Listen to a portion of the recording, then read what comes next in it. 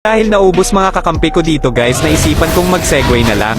Kaso minsan papahirapan talaga tayo ni Munton, biglang nawala ng minions. Dito guys bumoboses na agad yung Yuzong ng kalaban, pinapadelete ba naman page ko. Dito guys dahil napitas nila ako, nakuha nila yung enhanced lord. Ba't kasi pinilit lord na sana yon? Lancelot core nila dito guys na naka-jungle emblem, kaya matik na naka-tank build itong makakatapat ko. Dahil naka-jungle emblem yung core ng kalaban dito guys, early game pa lang nag-e-invade na sila sa buff ko. Tandaan nyo guys na malakas si Dairoth sa early game, kaya wag kayo matatakot pumalag sa kalaban. Dito guys muntik ko na mabigyan yung Kufre, kaso nakapag-flicker siya dito. Sa part na to guys, pagkatapos kong dumalaw sa gold lane, dumiretso agad ako sa XP lane dahil dun magre-respawn yung turtle. Napitas ko yung Yuzong dito guys, kaso dahil nagamit ko na ultimate ko at naka-jungle emblem pa yung Lancelot dito guys, mahihirapan talaga tayong makaagaw ng turtle. Kaya nakuha ng Lancelot yung first turtle dito. Bawi na lang tayo sa kill guys. Dito nakita ko yung glue namin nakasakay sa dragon, hinitid ba naman ng Yuzong sa torre, kaya mabibigyan siya dito. Syempre guys babawian natin yan dahil nagamit niya na skill niya, madali ko na lang siyang mabibigyan dito. Nabigyan natin yung Yuzong dito guys, kaso na-invade naman ng Lancelot yung purple buff ko. Dahil na-invade yung buff natin guys dito, babawi na lang tayo sa team fight. Nilikuran ko yung Velir dito guys, sakto ginamit na niya second skill niya, kaya madali ko na lang siyang na-burst. Nakuha naman namin yung pangalawang turtle dahil dumalaw yung Lancelot sa bot lane namin. Kaso tama, hinala ko dito guys na nakuha niya naman yung orange buff ko. Kaya nag-push na lang ako sa bot lane. Dito guys akala ng Yuzong hindi ako papalag sa kanya, dun siya nagkakamali. Dito magugulat na lang siya sa damage ng Dairoth na naka-Blade of Hepatitis. Nakuha ko yung pangatlong turtle dito guys, kaya matik na invade na naman tayo ng Lancelot. Dahil panay invade sa buff natin yung Lancelot dito guys, kakampi niya na lang ipa-farm natin.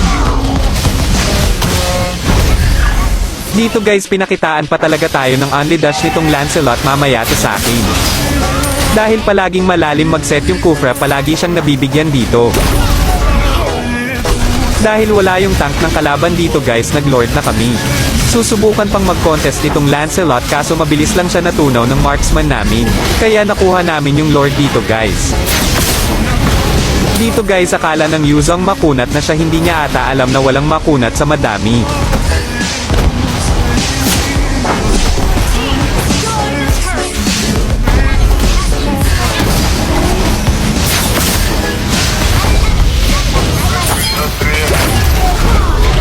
Sa part na to guys, dahil busy mga kalaban makipag-clash sa kakampi ko dito, naisipan ko na lang mag-segue.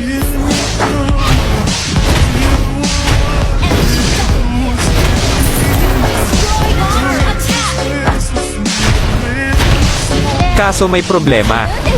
Nakauwi agad sila dito guys, kaya bigo akong ma-end agad yung game. At dito na guys nag-ump isang mang trash talk itong Yuzong ng kalaban. Delete page. Kaso may kasabihan nga silang don't celebrate too early. Sa part na to guys, umasim yung Lancelot ng kalaban. Nagkamali siya ng dash dito sa bato, tumama. Dito guys muntik na akong maset nitong Kufre, kaso mas pinapahirapan pa niya sarili niya, gumamit pa talaga siya ng flicker. Dahil nakapag-ultimate na yung tank nila dito guys, mas pabor na sa amin makipag-team fight. Na-burst naman agad namin yung marksman nila dito, at dito na mag-uumpisang mabaliktad ang laban. Sa gusto ng skin at malaman full build ko dito, nasa profile ko ang link.